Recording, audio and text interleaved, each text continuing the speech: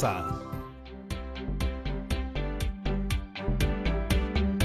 Hola amigas y amigos de cuarto de secundaria. Bienvenidos a un episodio más de Aprendo en Casa, en el que aprenderemos la importancia de la escucha activa. Además, reflexionaremos sobre el fútbol peruano. Así es, conversaremos sobre todas aquellas leyendas que dieron alegrías a peruanos y peruanas con su juego. Ustedes se preguntarán, ¿pero qué tiene que ver el fútbol con las comunicaciones? Pues mucho. El fútbol es un deporte en el que las y los jugadores se comunican entre sí en la cancha para tomar las mejores decisiones. Además, la mayoría vemos este deporte a través de los medios, los cuales emplean narraciones emocionantes para contarnos el partido como si fuera una historia. Y paso perfecto para Edison Flores y gol peruano. Eso sí, tanto al estar en la cancha como al ver el partido en los medios, estar atento y practicar la escucha activa es esencial para captar los mensajes. Es por ello que vamos a ver la primera parte de una especial sobre los jugadores de fútbol masculino del Perú y practicaremos escuchar atentamente para responder preguntas como: este es el momento en el que necesitan traer lápiz y papel para tomar nota. Las preguntas son: ¿qué sabían de los jugadores que se mencionaron en el video? ¿Habían escuchado de ellos antes? ¿En qué campeonatos ha participado nuestro país? ¿Qué importancia se le daba al fútbol en los años 30, 40 y 50 del siglo XX? Hagamos un viaje al pasado y no olvides tomar nota. Vamos con el video.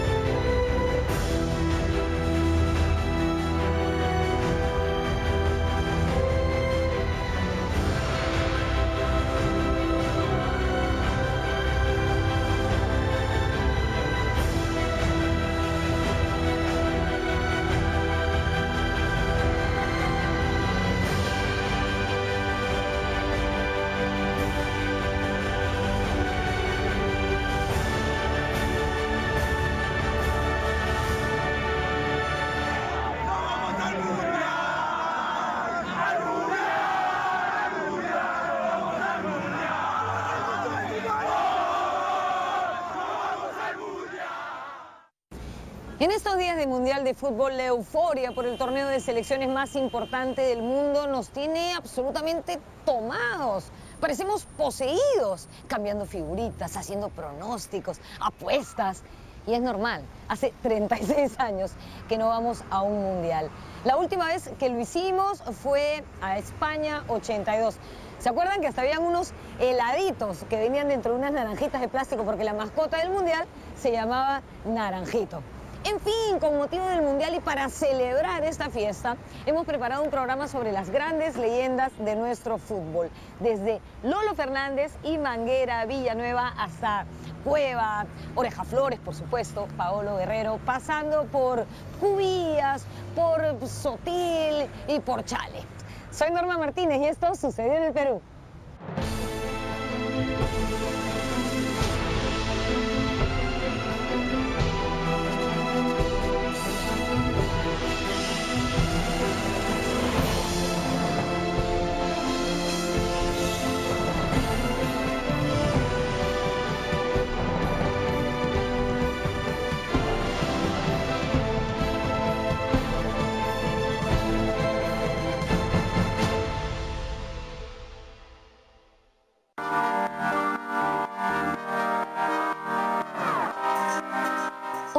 Que al fin, luego de tanta sequía, podemos ser optimistas en cuanto al presente y futuro del fútbol peruano, hemos querido recordar a las leyendas de nuestro balompié.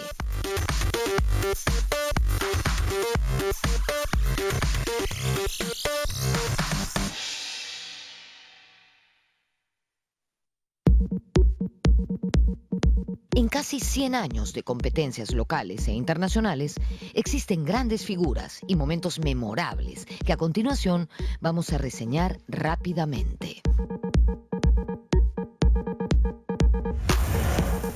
Empezamos en 1930, cuando se realizó el primer Mundial de Fútbol en Uruguay, y al cual Perú asistió en calidad de invitado.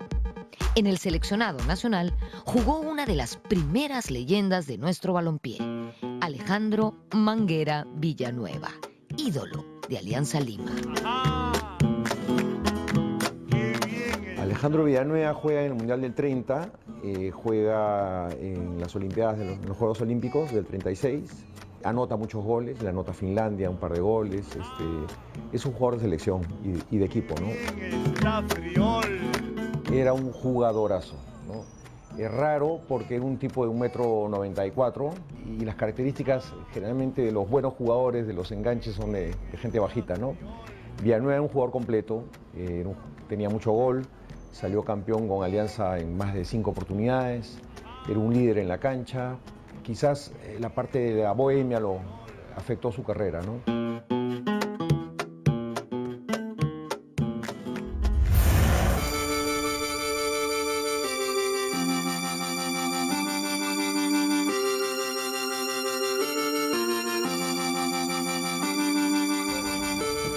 El ídolo máximo de Universitario de Deportes es sin duda Lolo Fernández. Hombre sencillo, gran goleador, dueño de un poderosísimo remate, dominaba las dos piernas y era bueno en el juego aéreo.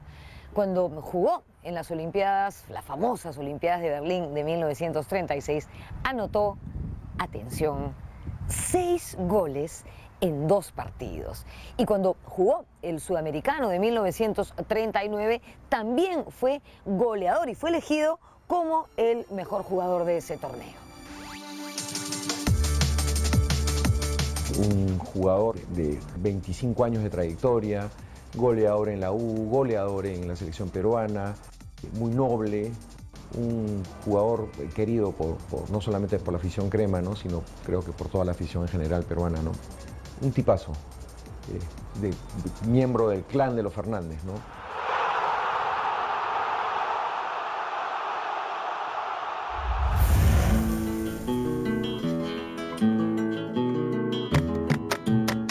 En 1935, Lolo y Manguera brillaron en la triunfal gira del reforzado equipo de Alianza Lima en canchas chilenas y en las Olimpiadas de Berlín, realizadas un año después.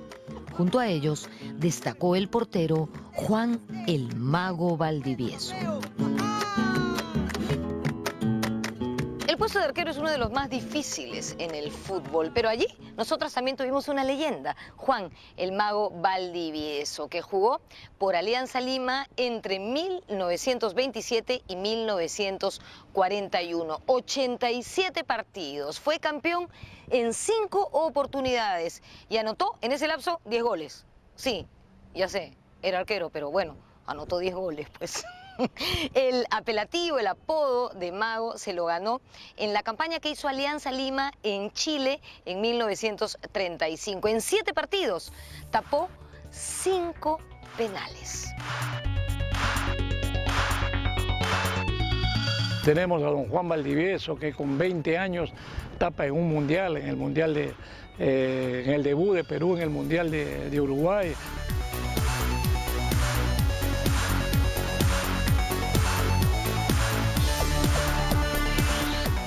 Fue con Valdivieso que se empezó a propalar el dicho Perú, tierra de arqueros. Luego del Mago, destacaron otros guardametas como Juan Honores, José Soriano, Rafael Asca y Walter Ormeño.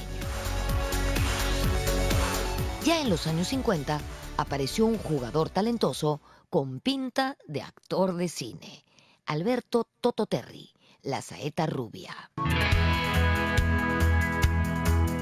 Es un jugadorazo de los años 50, un enganche, era muy explosivo, era rápido, era creativo, tenía gol, era bohemio también, se juntaba con sus compadres de la Alianza antes de un clásico, ¿no? a jugar naipes, a jugar cartas, tomaba unas cervecitas y al día siguiente jugaba como los buenos. Toto Terry Miraflorino, ¿no? Alberto Terry, Arias Schreiber, nada menos, ¿no? Debe ser de los primeros casos de un jugador de clase media, media alta que incursiona en el fútbol, ¿no? En la Copa América jugada en Argentina en 1959, Terry integró un quinteto letal en el ataque, junto a Óscar Guaki Gómez Sánchez, Miguel Loaiza, Juan Seminario y Juan Joya. Joya fue contratado por el poderoso Peñarol de Uruguay y allí conseguiría 6 campeonatos nacionales, 3 Copas Libertadores y una Copa Intercontinental. Armindo Arega, rebotó el día, saca Caetano. La pide, la grita Joya. Hombre peligroso. En la saga de esa selección de 1959 sobresalía Víctor Conejo Benítez, que de Alianza Lima pasó al Boca Juniors y luego al AC Milán, donde en 1963 se consagró campeón de la Champions League.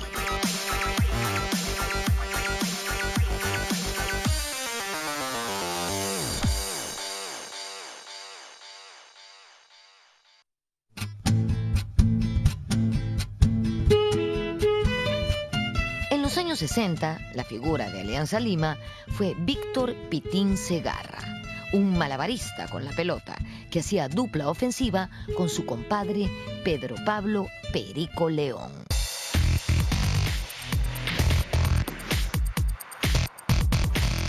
Pitín Segarra anotó el gol del triunfo de Alianza Lima contra el Boca Juniors en la Bombonera de Argentina durante la Copa Libertadores de 1966. Los hinchas 60, 70, 50, nos acordamos de él porque era un genio con la pelota. Teófilo Cubillas dice, ¿no? Mi maestro en que yo me iluminé fue en Víctor Pitín Segarra, ¿no? Grandes jugadores.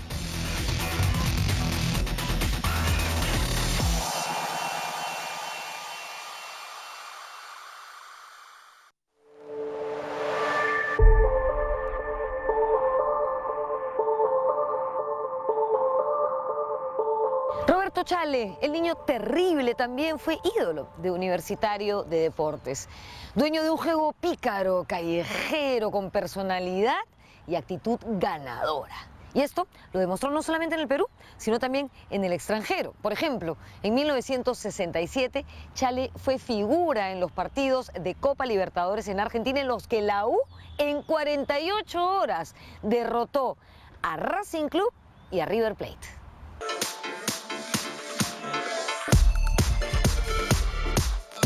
Avanza Chale, buen paso para él, dejó libre contra el Chale, gol del equipo peruano. Chale, en impecable entrada. Ese era Chale. Era épocas en que la Copa Libertadores de América los equipos peruanos competían. De ahí viene lo del equipo copero de la U. Titín Drago tiene una frase espléndida que era una frase que antes se escuchaba mucho en el fútbol peruano. Antes se decía, corren los atletas. También decían, corren los caballos. Corren los atletas. En el fútbol la velocidad no está en las piernas, está acá. Chale era un jugador que podía no moverse, pero que era sumamente veloz. Te cambiaba el partido con un solo toque.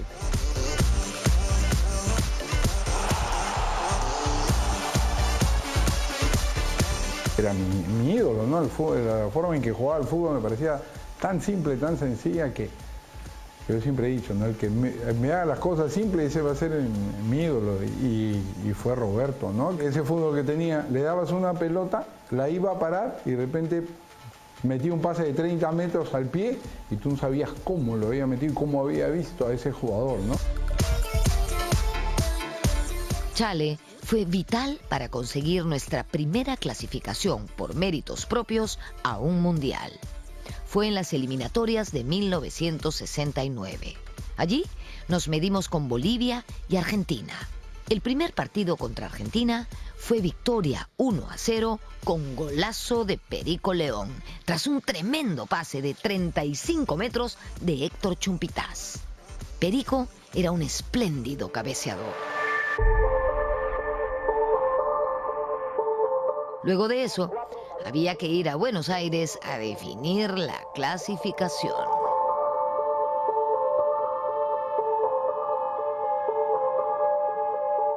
En 1969, en la mítica Bombonera de Boca Juniors, Chale y la selección peruana eliminaron a Argentina del Mundial México 70. Ese día, Perú jugó un partidazo. Cachito Ramírez anotó 2 golazos y el niño terrible con solo 22 años le hizo la vida imposible a sus rivales sin dejarse asustar por la hinchada argentina que abarrotaba la Bombonera. La pelota, la perdió al pifiar y Chale se vio obligado a tocarla con la mano. Ahora vean cómo están reclamando los jugadores argentinos mientras que Marcos y Chale están protagonizando un duro cambio de palabras. A Roberto Sales la gente lo recuerda no tanto por el buen fútbol que tenía, que vaya que lo tenía, sino lo recuerdan por la jugada de poner la pelota al jugador argentino, la Bombonera, ¿no? Poner la pelota en la cabeza en un partido eliminatorio en donde ibas a eliminar al local en la Bombonera de la manera más fresca que uno puede concebir que puede ocurrir en una cancha. Creo que eso no lo haría hoy día nadie. Sigue los rozamientos entre Sale y Ruiz.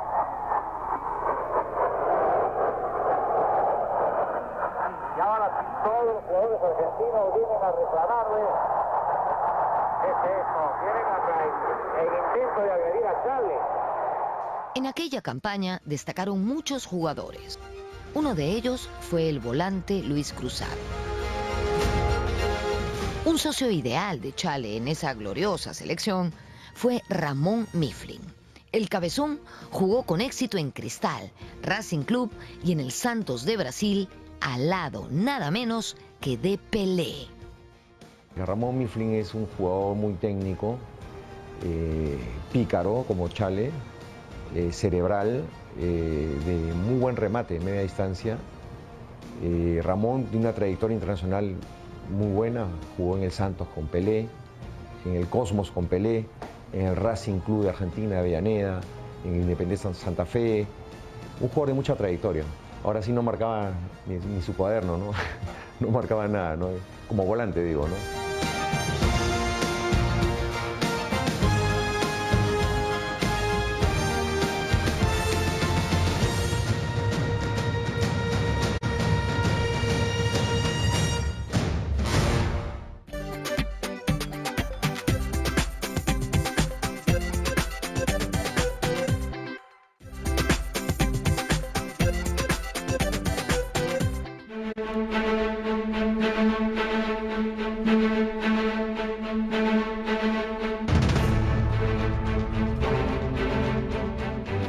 Chumpitaz, el gran capitán, fue uno de los jugadores peruanos más respetados en el extranjero. Él nació en 1944 en cuna humilde, en Cañete, y a lo largo de su carrera suplió con fortaleza física y enorme talento su relativa baja estatura, ganándole en salto a rivales que pasaban el 1,80 m.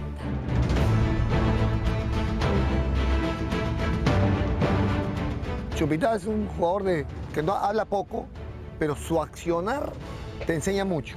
Digamos, el modelo de jugador de 4 o 5 generaciones. Todos lo admiramos.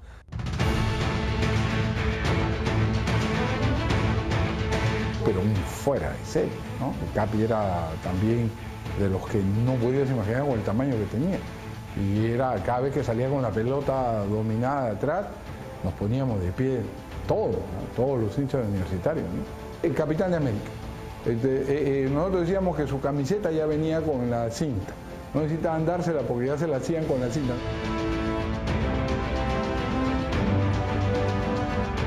Siendo un baluarte de la defensa y un líder dentro y fuera de la cancha, Chumpitaz logró que el Perú clasificara a los mundiales de 1970, 1978 y 1982. No solo marcaba, sino que atacaba y lideraba, y además se metió unos golazos de tiro libre que fueron bautizados como los chumpigolazos, como el que le metió a Bulgaria en el Mundial de México 70.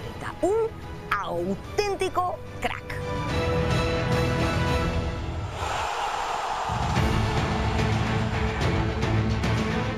Si tú me dices una imagen que yo tengo de niño en el fútbol para mí que era Chumpitaz en el aire. Era Chumpi bajito, saltando por encima de un gigante y ganándole un cabezazo.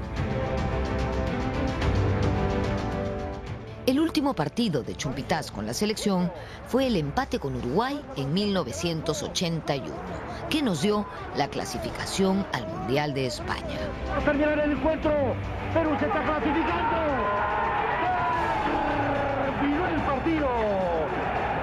Perú para todo el mundo.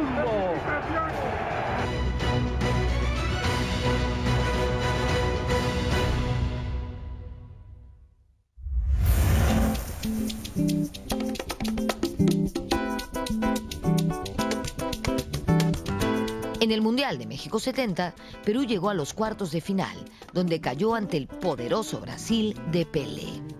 En ese equipo peruano destacó Alberto "El Jet" Gallardo, veloz puntero derecho que llegó a jugar en el Milán de Italia y en el Palmeiras de Brasil. Fue ídolo del Sporting Cristal, cuyo estadio lleva su nombre. Otro gran delantero fue el aliancista Julio Bailón, al que alguna vez compararon con el astro brasileño Garrincha. Varios arqueros extranjeros han dejado su huella en el balompié nacional. Los argentinos, Quiroga e Ibáñez, por ejemplo. Pero antes que ellos hubo otro argentino que destacó, y fue Humberto Horacio Ballesteros, un arquero de estilo sobrio y de gran intuición.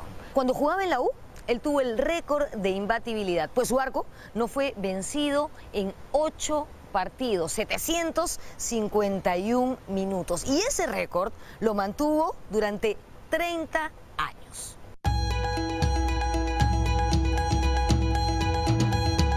Ballesteros fue figura en el subcampeonato conseguido por la U en la Copa Libertadores de 1972. Cuando todo el mundo pedía su nacionalización para que jugara en las eliminatorias mundialistas contra Chile en 1973, el gobierno militar de Velasco consideró que esta no era una buena idea y se opuso tajantemente, dejándonos sin Ballesteros y así afectando el desempeño de nuestra selección, que al final no clasificó. Rechazo de Zárate, ellos tienen la pelota ahora buscando sobre las 18, bien colocado Percy. O tiene Cubillas, remata el marco.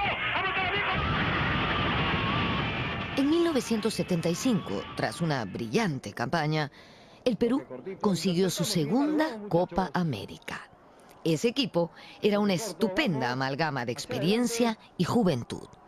Uno de esos jóvenes era Percy "El Trucha" Rojas, campeón de la Copa Libertadores con el Independiente de Avellaneda.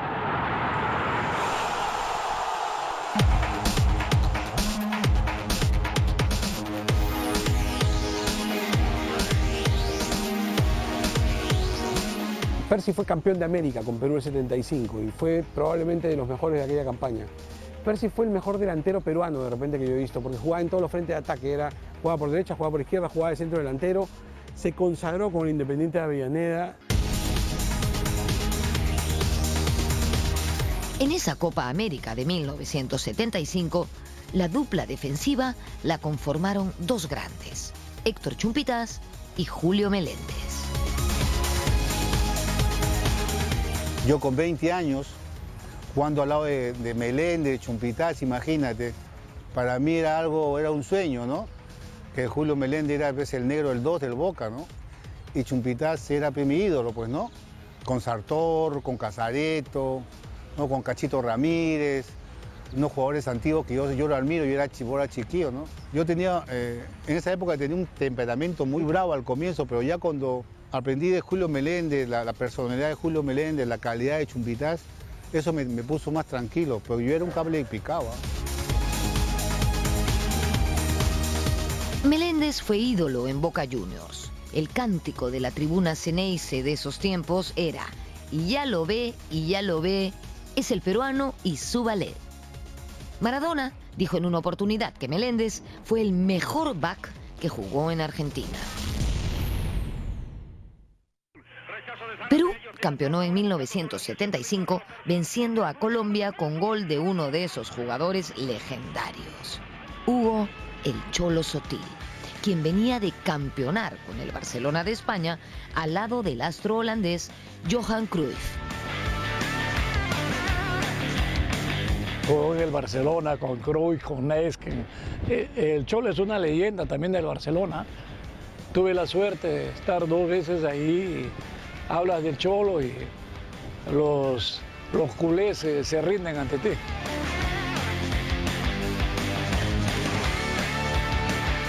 Sí, era un jugador extraordinario, ¿no? Dueño de una cintura endiablada, de eso que había antes, ¿no es cierto? Que paraba la pelota y... Pero además de eso, un jugador que siendo muy hábil y por tanto objetivo de todos los fouls, en una época en donde no se cuidaba al jugador como se cuida hoy, los chicos hoy no tienen idea, lo que antes jugar al fútbol era un tema para machos, ¿no? Si tú jugabas bien, te daban de patadas todo el partido. Y el Cholo aguantaba todo, al Cholo lo podías dar con un mazo y caía y se levantaba sin quejarse. La venganza del Cholo era agarrar la pelota y bailar al que le había pegado, ¿no? Era un espectáculo verlo. Yo lo he visto al Cholo bailar y lo he sufrido al Cholo, ¿no? Bailarlo a Ballesteros, un clásico moderno en el año 7-2, ¿no? Se llevó a Ballesteros por el lado derecho, lo hizo gatear. El Cholo era un jugador muy completo, de contextura ancha, chato más bien, ¿no? Nunca se caía, parecía un muñeco porfiado, ¿no? Era explosivo, tenía un drible endemoniado. Estamos de vuelta. La verdad es que el Perú ha sido y sigue siendo una cuna de grandes jugadores. Me pregunto si entre ustedes, amigas y amigos de cuarto, estará la siguiente estrella del fútbol. ¿Y por qué no? Jugar bien el fútbol es una mezcla de dedicación, amor por la camiseta y talento. A mí me gusta jugar al fútbol. Como soy muy observadora, me gusta chequear bien la cancha, juego de volante y doy buenos pases, ¿ah? Pero bueno, volviendo al video, me ha parecido muy interesante el papel de la hinchada. Por algo dicen que somos la mejor hinchada del mundo. Luego de ver el video, ¿ustedes creen que siempre ha sido así o que han habido cambios? Yo creo que siempre hemos sido un poco así, la verdad, intensos. Ah, no se olviden que hoy hemos visto la primera parte y la segunda parte la veremos en la siguiente sesión. Bueno, aunque me encante el tema, ya estamos por llegar al final del episodio y quiero proponerles un reto. ¿Qué tal si investigan sobre alguno de los jugadores que aparecieron en el video y lo promocionan para que quede en la memoria de todos y todas? La idea es que en ese afiche se destaquen sus habilidades futbolísticas. Yo creo que haría un afiche de Lolo Fernández o de Teófilo Cubillas. Ay, no sé, voy a pensar. ¿Y ustedes? No se olviden de guardar su trabajo en su portafolio de evidencias. Y nos vemos en un próximo episodio de Aprendo en Casa.